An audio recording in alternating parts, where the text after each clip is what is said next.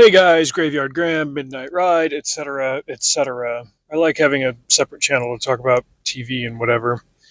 Since Reacher's done, just covering Daredevil Born Again this week, and now that we're done with episode 7 of what will be 9 in total, I think I've eased up on some of what my other criticisms were about this show, especially with regard to its pacing. Um, I thought it was kind of annoying that they mentioned White Tiger once, and then they bring him in, and then they kill him off. I was like, okay, geez, that was kind of dissatisfying. Or what are they going to do? Like, obviously, his niece is going to take up the amulet and the mantle and be the White Tiger. It's like, now that we're far enough into this series, and I've seen a couple of these mini arcs play out, I realize that they're really only focused on the main arcs, which are Murdoch and Fisk becoming Daredevil and Kingpin again, and how they get there. And so far, you're having side characters dip in and out to contribute to that. There was a bit of an advertisement like early on, like, oh yeah, and we're gonna have Punisher in this season. So far in 7 episodes, he's been there for like 1 5-minute scene, and it was great. It was the best 5 minutes of the season so far.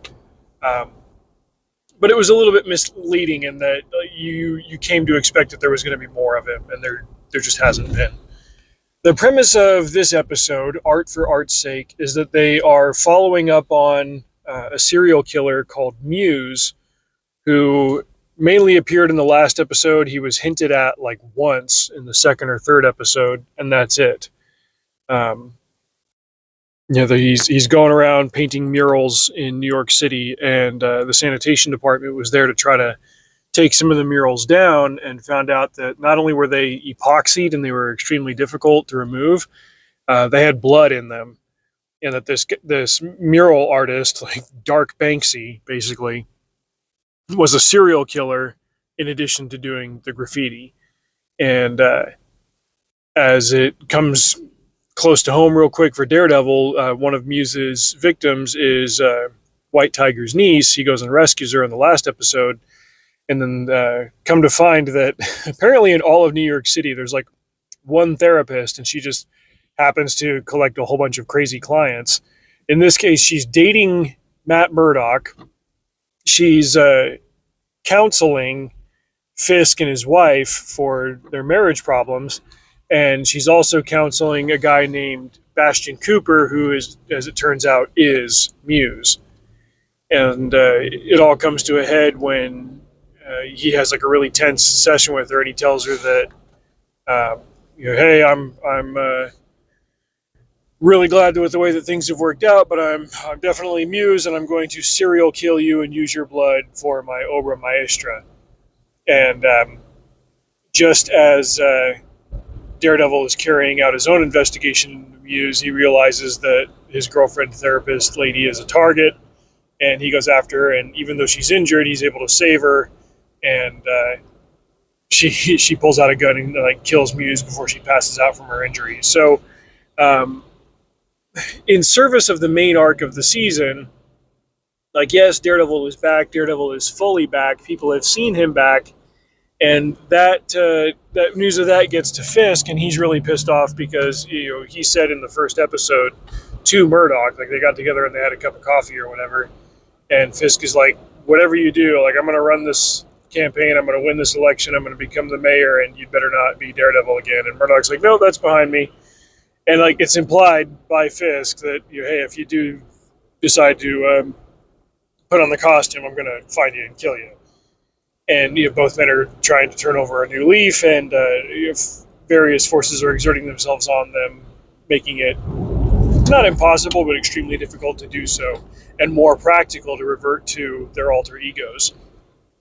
I think it's inventive the ways that the writers have kind of corralled Fisk into letting Kingpin out again, because they do mirror, we'll say, political realities in America, not in a sense of current day isms, but in the sense of like anytime a reform candidate of any stripe wants to get into office, they are ultimately corralled by powerful forces and mechanisms around them that effectively control that office.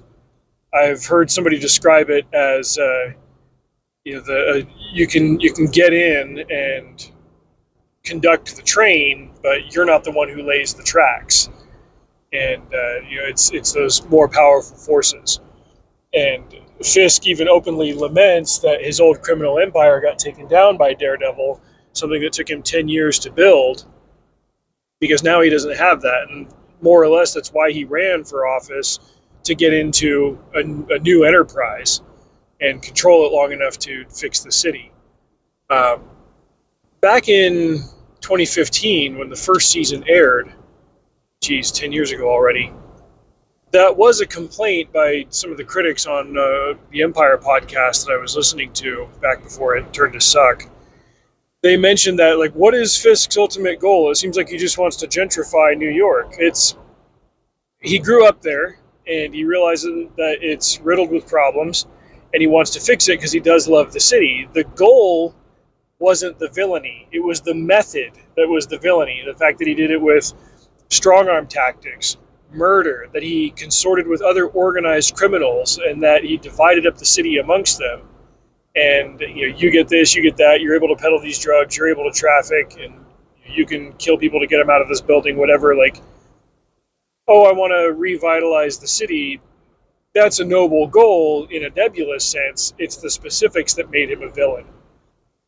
And now that he's quote-unquote trying to go straight, he's realizing there's not really success in that method, because the office, which is filled by the voice of the people, is controlled by people who don't care about that voice.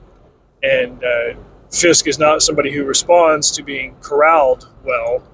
And now Kingpin is coming out.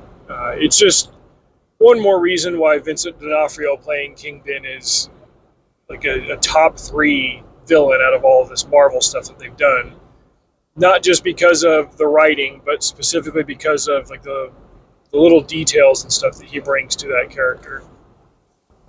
But none of that is to take away from Charlie Cox's portrayal of Daredevil, and you can tell that, like, as much as he doesn't want to restart all of the stuff that popped up the last time he was Daredevil, when he does finally let the beast out of the cage, he kind of likes it. Granted, like, he's scared of people that he loves getting hurt, but especially when he's bantering with the cops on this anti-vigilante task force, like, he's got no qualms about not necessarily baiting them, but like if they want to throw down, he's like, fine, let's throw down, and he gives them the business. It's very amusing to watch. This has been an entertaining show. The fast-paced elements they're a bit of flash and sizzle and spark and everything, but the main objective behind them is, hey, we want to get Daredevil back in the suit and Kingpin back in the path of villainy.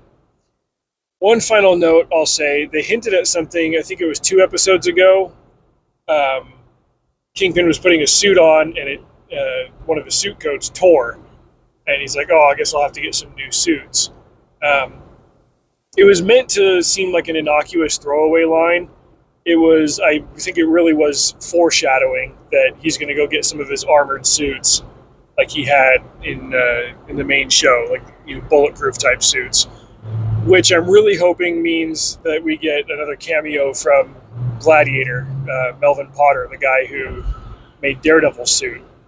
I wonder if they'll get him in the costume, what that will all entail. But it's cool to see all these little cameos and bit parts, and all of it contribute to the larger whole.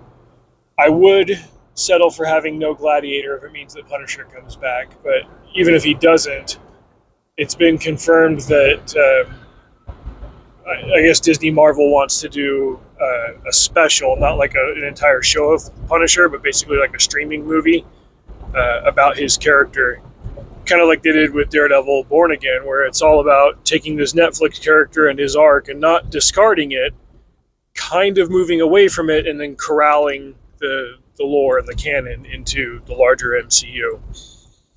But this show stands very well on its own, and I'm looking forward to it every week. 2 episodes left. We'll see where it lands, and then it'll I believe season 2 is already under production, but it's enjoyable. Things are getting better.